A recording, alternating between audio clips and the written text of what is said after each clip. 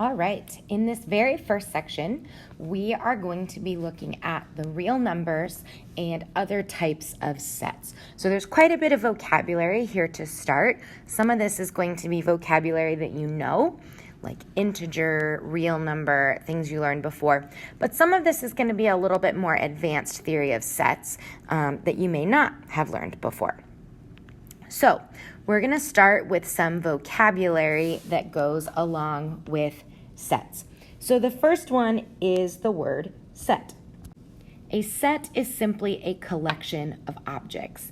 Now, we use some notation to show that a list of objects belong to a set, and that is what these squiggly braces that you've seen before are used. So if I put those outside of a list, that is showing that my objects are part of a set. Sets can either be finite or infinite. So an example of a finite set would be A, B, C. There are 3 objects in this set. I know where they start and I know where they stop. An example of an infinite set might be 1, 2, 3, ... So there's infinitely many objects in this set, but you have enough information to know what those numbers might be. They're not going to be smaller than 1 because the dots are on the other side.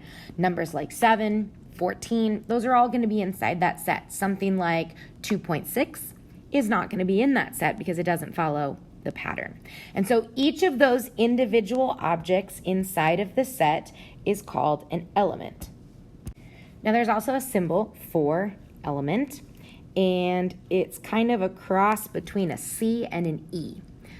So that's the symbol for element, and the way that I would use that is kind of similar to a greater than or a less than sign. I would use this to say, for example, A is an element of the set A, B, C. Okay. If I wanted to say that it was not an element, I could say something like R is not an element of A, B, C. Okay, so that's how you can use that notation. Now, there's 2 different ways, 2 different methods that we can use to describe a set. All of the examples that I've given you so far are an example of the roster method.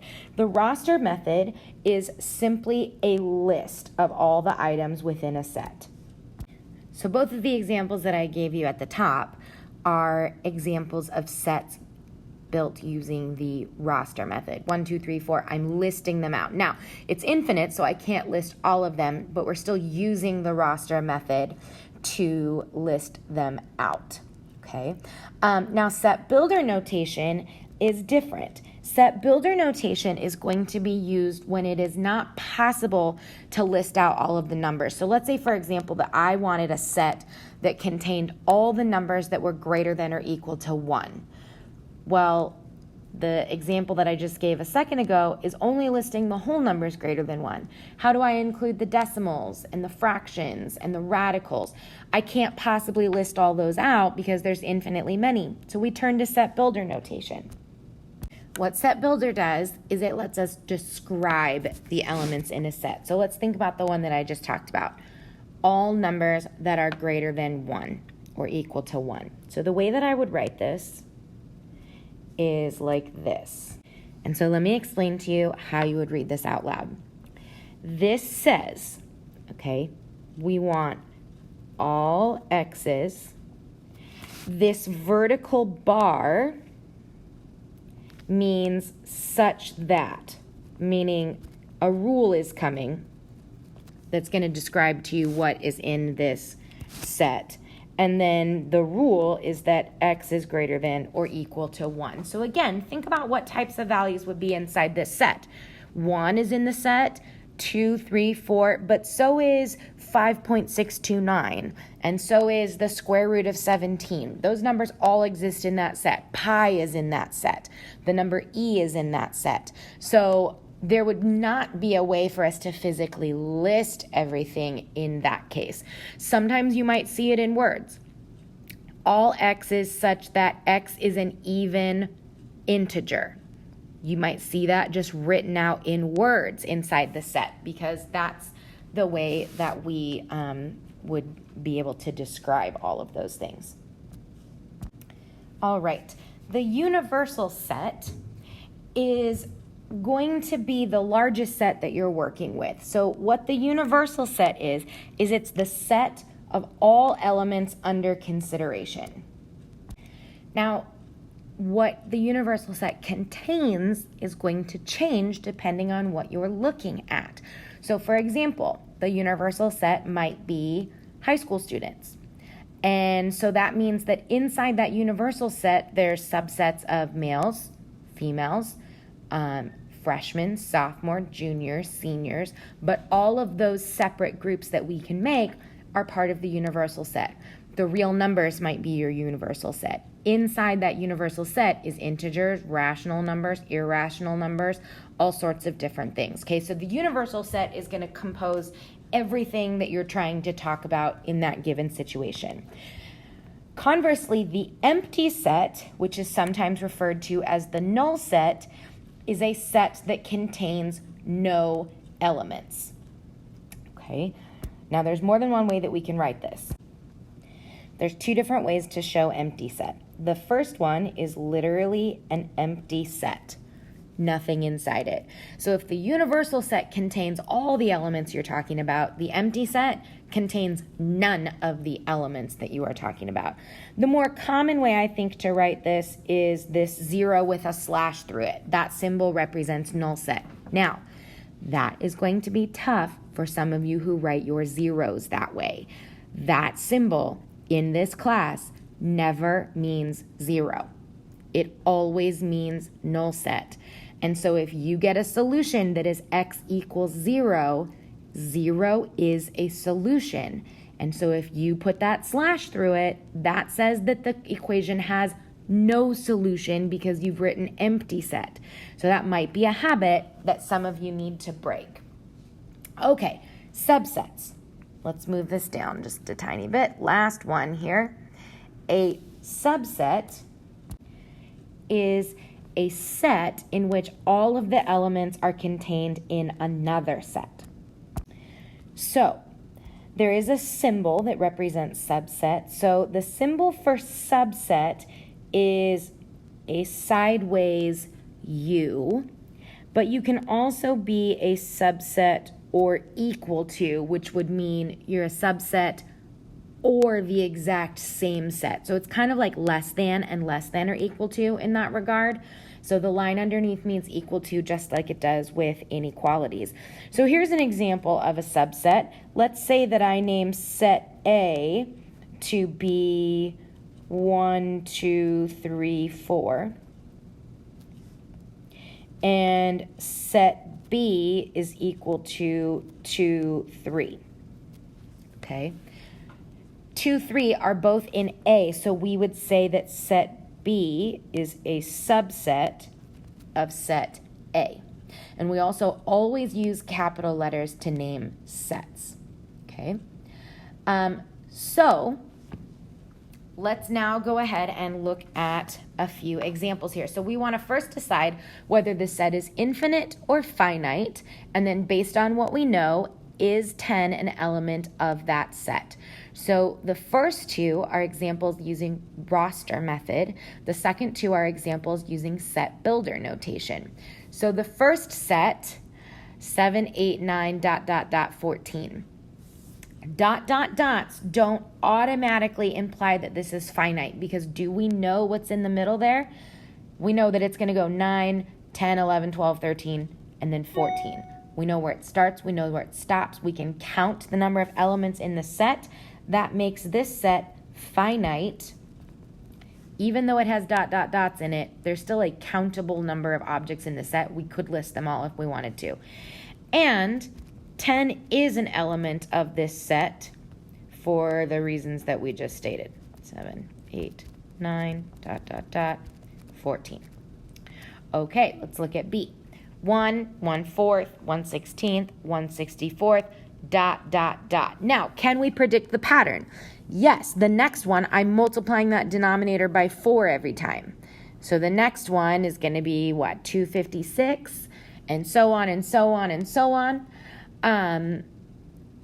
but that is going to be an infinite set because it keeps going to the right. That fraction is going to get smaller and smaller and smaller. So this one is infinite. Okay.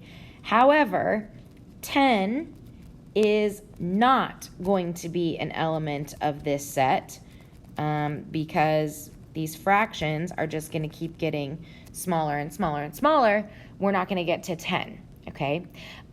Now, notice that every time I've used the element symbol, it's as part of a sentence. If you just wrote something like 10, not an element, that by itself doesn't make any sense because you need to show what it is an element of or not an element of. That symbol implies that word of, so you've got to have something that you're comparing it to, okay?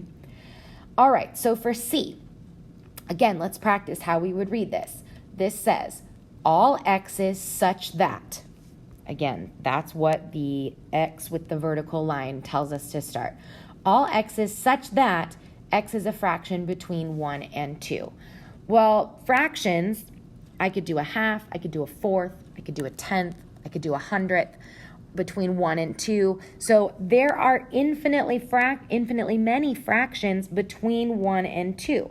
So this is an infinite set. And 10 is not an element of that set. Now, if you don't want to write that whole thing, what we could do is name it. I'm going to call that set A. So I can say 10 is not an element of A. And that's fine as long as you label it. You can't start talking about A if you haven't titled it somewhere, but we can do that. Okay. The last example says, all x's such that x is a natural number between 9 and 10. I'm going to call this set B. Now, we're going to go over the real number subsets. We're going to review those. But if you remember from Algebra 1, a natural number are your counting numbers, 1, 2, 3, 4, 5. So there is only one counting number between 9 and 11, and that would just be the number 10. So this is finite, and 10 is going to be an element of set B in this case. So that's kind of how we can interpret those. That's how we can use some of that notation. All right, the last couple examples. First thing, this formatting got a little bit off. And so this underneath part A that says and less than 14, that actually belongs to part B. So I'm going to move that over really quickly.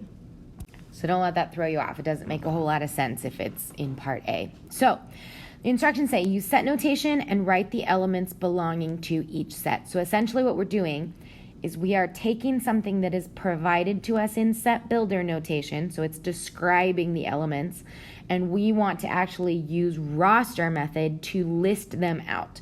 So A says all x's such that x is a natural number less than 5. Once again, natural numbers are your counting numbers, the ones you can count on your fingers. So less than 5 would be 4 and 3 and 2 and 1, and 1 is the smallest natural number. Now we always want to list our elements from least to greatest.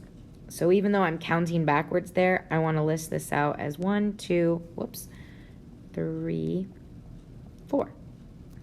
That's our set. So take a minute and see if you can come up with B on your own. X such that x is a natural number greater than 7 and less than 14.